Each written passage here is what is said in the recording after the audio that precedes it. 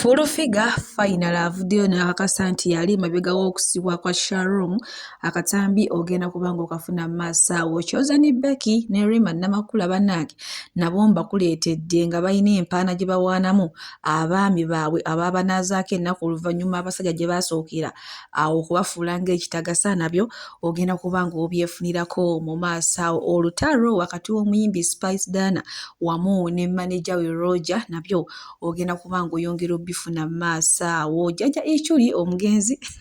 naye avuddeyo n'attaanya ku nsonga zino bannange tetumanyi na kumanya ne house boy abadde ateeberezebwa okubanga yatwala omwana wa mukama we naye avuddeyo n'annyonnyola n'ebiera byonna ogenda kubanga obifuna wano ku Suvia News Extra. Mugamba mutya mwasiibye mutya ba mikwano kansuubire nti muli bulungi ng'enkola yaffe mbasaba vidiyo no mugimpe like era n'ensaba gwe wenna atanaba kusubscribinga wano ku Suvia News Extra nti mukwano subscribinga era onyige ne mu notification bell limesibwanga byonna bye mba nteekayo wano ku Suvia News Extra. Nyongera okusabirako mu mwenna abalwadde abakosefukosefu tinsaba ekisa kya Mukama ate kibatuukeko ba mikwano. Suvi Airport Pickup and Transport Service nze kennyini bannange tukola ku by'entambula. Oyagala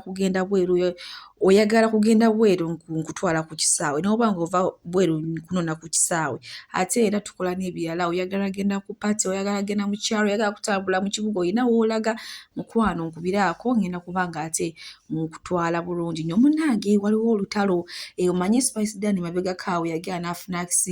teyafuna accident wabula yafuna abantu abamugoberera ne bamukuba amasasi era emmotoka ye yonna ne bagyonoona. Yali ava mu vacation eno Entebbe Road gye yali agenze yali amazeyo oba yali wiiki.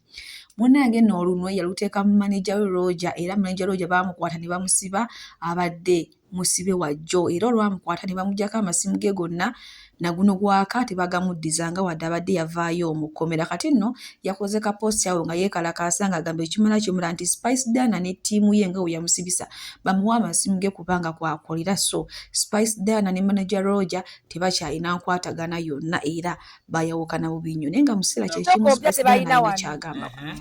bali buvubuka buto buli slim butono buwanvu era mumpita sala mu stock empya linda eddako ayina wano tosala si mu bubi bambi si mu bubi n'ekyemyaka by the way buvubuka saga bayita buvubuka kali basajja ne stock empya yo alhamdulillah akapiira ako nze ngamba lwagala agende ku YouTube right now because lwalumye dda bwe wali music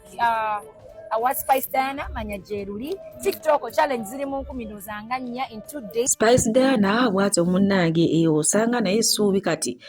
ayinza okuva ku lujja kubanga stock empya yo yamukutsa omubabiro. Agambye nti mwabampi n'abalina embuto temwetantala wadde ba in-laws olunwe balutunuzizza mu manager we Roger kubanga mumpi ate ayina olubuto. Naye ngaawe nkuzaako wano Rima Namakula ne Chosen Becky mbakuleetedde era nga bonna baali babeddeko mu mukwano basooka ne bafuna disappointment naye gye byasimbira ne bagwa mu mukwano. Rima Namakula yanaave wa Kenzo n'afuna Dr. Chosen Becky ne yasookera wa dictator Miri Nambala nadde wa Professor Sekajja naye buli omu ayina bulayini kwegamba omukwano gulina enkwesa gye gumukozesaamu n'akubawo obulayini ndowooza wabula ndowooza simanya nabo oba bakikola batya naye baba bano abaana bawaana abasajja basobole banya omusajja nongayo mumulaba bwe yeesimbye ow'entoogo muli bufa nnyingo yenna wange kade bawulire kade musitani yaffe nzekka mulimu lwenkiraba nga kituddeawo mudiro nengaabannange kino kibba kyange ebyaddala era bakinyirira kirabika bulungi kigumidde bebi weetooloolemu ka 360 ziwa Professor bamukube kumukka skyline omukulu mukube kumukka because he's extremely happy. Basebo ne banyabo nafuna mukwano gwange era we nabuuzanga Mukama naye nze walibawo Bw'atyo Chosen Becky yewe yavuddeyo n'awaana omwami we, so ekintu mukireke kikolebwe mu kaseera kaakyo. Kati maaso wano waliwo Rema Namakula naye nga yakafumbirwa Dokita Muzaali ayina obulayini awo bwakozesa obwalaavu kugamba obuwaana omusajja ndowooza nga ne Dokita waali awulira yenna nga naye mu nsi oba taliimu bannange ate oba naye yakisussa. So Chosen Becky avuddeyo n'agamba nti nga mwayogerera Rema Namakula naye era we mugenda okumwogerera ne naye tebigenda kumala bbanga ddene nga temubivuddeeko ng'ate mugenze ku birala.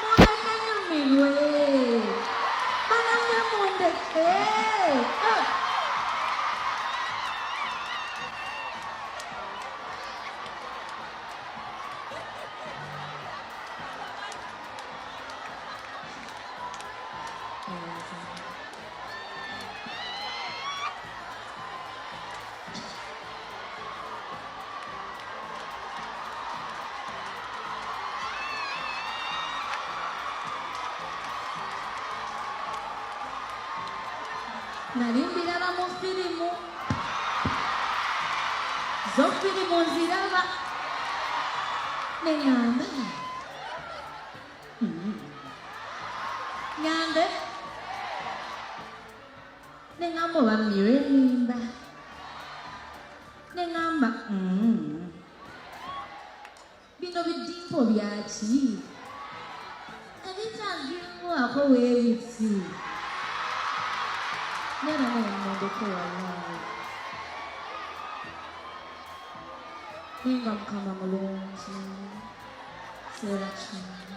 Rema Namakula bw'atyo munnange naye we yali nga yakesinkana oba nga yakafumbirwa Dokita Muza. So ne Rebecca naye banaye mumuleke, Rema alina obulayini bwe yali akuba banange mundeke. Nalimbiraba mu firimu nentuula wansi nengamba neddala Rema kweri bino bidimpo. Kale omukwano go gunyuma. So abaninya Chosen Becky mumuleke wadde minisita w'abavubuka awo mukulu Balamu yavuddeyo n'agamba nti munnange Chosen Becky amwetaaga ennaku z'omwezi nga 23 guno omwezi ogwa Desemba aveeyo annyonnyole biki bye yawadde abaana ku mukolo kwegamba atulugunya eddembe ly'abaana bannange. Simanyi oba Chosen Becky agendayo naye nga ne wano waliwo alina byagamba Chosen Becky wamu ne bba Professor Sekajja nti abalangidde nnyindo. Kana kafaananyi nga Chosen Becky bassa kimu n'ono Sekajja. Gwe tokitegedde kankikulage. Eno ennyindo wait yeeyo kussa ekimu. Era ono bassa kimu kyova olaba oli omuka abakamu bake babadde bassa kimu. Neba omusajja n'omwagala nnyo n'otaleeta oxygeniza sirinda ku mbaga kati abakufala babwatunula omuka nga bakamu bake buli wakusimbirira. Era abantu bagera saa kulwanyisa kubanga mussa kimu zino nnyindo tezisangika gwe guno omusingi kozimbidde obufumbo bwammwe mussa kimu. Kale katukubireko engalo ez'omwanguka. Embaga eyabadde ng'esuula n'ebitooke. Muyongere okussa kimu bya Chosen Becky nga tubyerekereza bwentyo nkututa ate ku nsonga za Shalom. Okuva baali bakwata Shalom Fulufiga abadde asiise nga tanaba kuvayo okwogera ku zino ensonga naye finally amaze n'avaayo n'ayogera. Wabula kyasinze okwogera agambye nti abaana Shalom ne Frank Ntambi munnange beesiba Kasuku kyokka nti ye Kasuku y'omu yayita emabega n'agera ne wa Jennifer Fulufiga n'akyala n'anyumya n'alya n'emmere n'azannya n'abaana. Si bigambo byange wabula Katambi nkayina mu maaso wano kati bambi wadde no ku internet ng'abatomeza nga yeefulanga naye atayagala Fulufiga nga kumbe wadde ebbali nga tali ku internet mukwano gwe nfanfi. Obubiri akamu yakasalako kavamu amasira kala kavamu omusaayi yafunda yekyamanyi akyo eno giteekayo enkaya n'okeera malaya yetumiranga ku Mangereza atunda obusolo wangulako kitawo yangulako ne Mangereza gyogerako sijiyindiranga na sinywa mwenge sinywa njaga sitambula sigenda out sikuba bidongo nawe nayimbiranga nze ngenda ku point nga ngenda kukola. I think it wabera yebyo no ebigambo bya Fulufiga agamba nti ye ayagala bagasimbagane mu kooti amulumirize ebigambo byabadde amugamba naye ng'anyongera obbajjukiza nti Tamale Mindi Junior yavaayo n'agamba nti omuntu ali emabega okusibisa bano abaana Frank Ntambi, Sharon Kasuku mukubanga abalimbalimba n'abatwala ku channel bo ne boogera ye ne yeefuula asirise ataddamu naye nga mu kiseera kye kimu omugenzi Jjajja Ichuli ayingidde mu nsonga za Sharon ne sisita waffe munange omulungi Jennifer Fulufiga Nakangubya amugambye nti ensobi zikolebwa abantu ate era zigonjoolebwa abantu so munno musonyiwe. Fulufiga njagala weekube mu mutima osonyiwe nga nawe bakusonyiyeeko abantu bakulabyeko ku maviivi nga weetondera kusaasira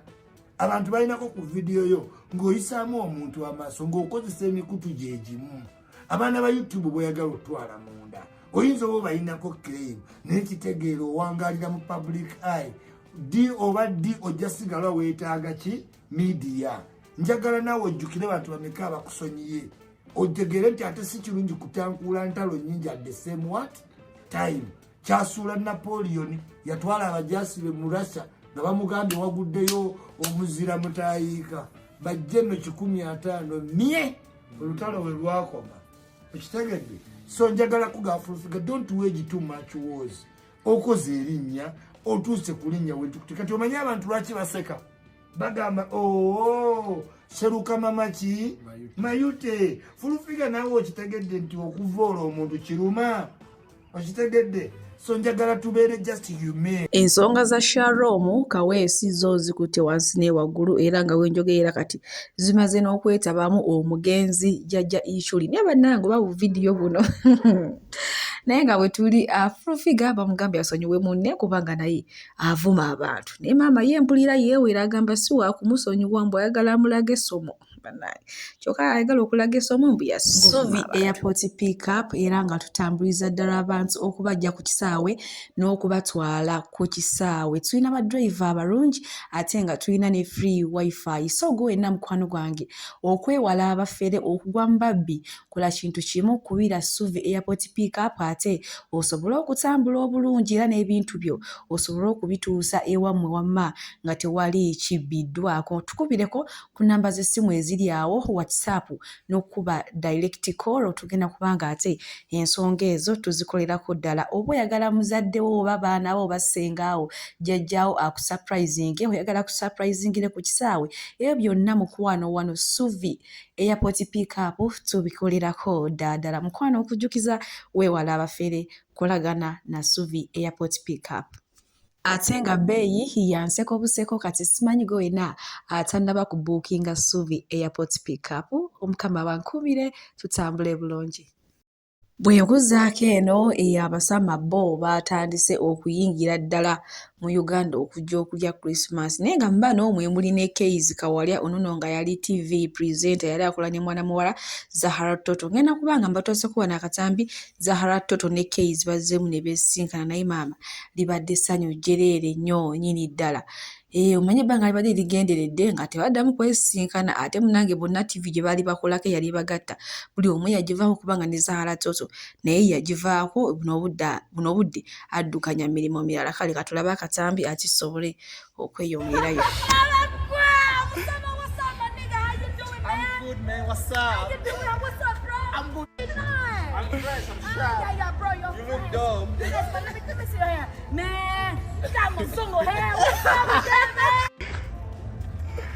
Atyo Zahara Toto munange bwe yasanyuse oluvannyuma lw'okuddamu n'asinkana wakamenti we omukulu Keizi Kawalya baali bakolako bonna bakolera ku ssanyuka ne bakolera ku ki nga baatwala akabanga kanene nnyo so bondi weeri awo ey'amaanyi nnyini ddala. Yaze kulya Christmas naye nga munange babasama bakyayiikira ddala era nga ne mwana muwala kati oba musajja oba tumuyite tutya kale nampa wengwa King Dionse yali omukazi n'asalako amabeere n'amera ebirevu n'ayongeza ne ku ddoboozi kati musajja munange naye bw'atyo yakomyewo nze no we nasooka omulaba nali manya abiwaabwe bajja kumugoba ne bannange nyogera obajjukiza baddiyale omugagga si muntu newaagenda ewaabwe basigala bamwanirizanga mwana bo munange bino bye yakyuka n'afuuka omusajja n'abalya n'asalako amabeere bo balaga nti tebibalya bannange so tukole nnyo oba ne ssente ewammwe gwabeera ayogera naye nga nze kyekikolwa kye yakola sikiwagira naye nga bwe nkuzaako bambi eno ew'omufiirwa nakati akyali mu nnaku naye abaana bannaye mweyitiriza mwagamba ye maama ennaku eruma gwe wekka SB4 temuluma mbugga olabika obadde olina ekyama n'eyembwa weebanga nsajja omuntu afiiriddwa ali maziga nga mwe mutokomoko ogw'omugambo ogwakula ogwagejjuuka kale kati omulabe bambi wano akyali mukungubaga mukazi wattu omutima tumukolera amalaalo nabadde njagala muziika but ne baŋŋamba bwe mba njagala omusigaza mu vvu it would be the best option so kati evvu we tunaalifuna njaliteeka wano ebbali ewali ekifaananyi kye so Pix tagenda kubanga atuvuddeko agenda sigala naffe paka we naamureplacinga ne golden retriever because mpulira nga golden retriever yembwa erina omukwano oguli compared ku gwa Pix we mba ngisomyeko so engeri Pix gyalina omukwano ogwo mungi gye njagala oreplacinga n'erinnya lyawo we namafunye eri gye mbagamba eyo golden retriever gye nja okureplacinga n'erinnya lya Pix munange bwe tweyongerayo ewa house boy eyawamba omwana wa mukama we olunaku olw'ejjo yakoze akatambi nga yenna akudaana okudaala kino nno kyayongedde okukakasa abantu abamu nze nga we nalabye nti awo omuvubuka ono alabika mwana we kuba yagambye nze siina kyenyinza kukola omwana gyali mulamu n'atulaga n'omwana ng'asika bulungi nnyo ng'alaga talina ttabu yonna naye nze just nali ngenzeeko mu vacation yali agenze kuwumulamu nti era n'agamba omuntu taawumule mu mbu lwakuba kati nze okugenda n'omwana nakola musango naye nga weetegereza mbu omwana afaanana ono omuvubuka ngenda kubanga akatambi nga bateerako gwa tamanyi Lunyankole simanyi waawo ogenda kugoyinga kubanga vidiyo yagikoledde mu Lunyankole n'agamba era omwana agenda mukomyawo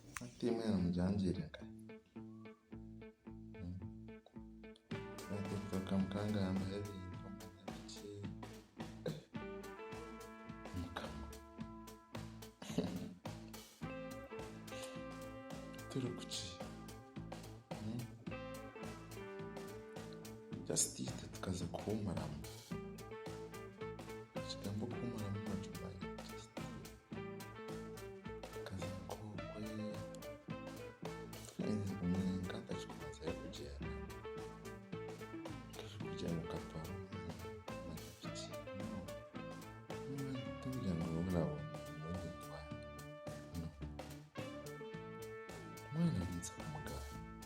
neza ngaruka ntutekerezo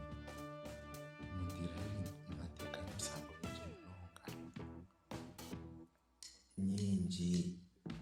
manyiwaza interineti manya sikirini manya imeri y'omwana w'omuhanda nka bitayisazinga bikaza bisazinga eri wese abantu baranga mwegarukimu mugamba amazima nimuzagambaga manya amazima nankubagamba ombanga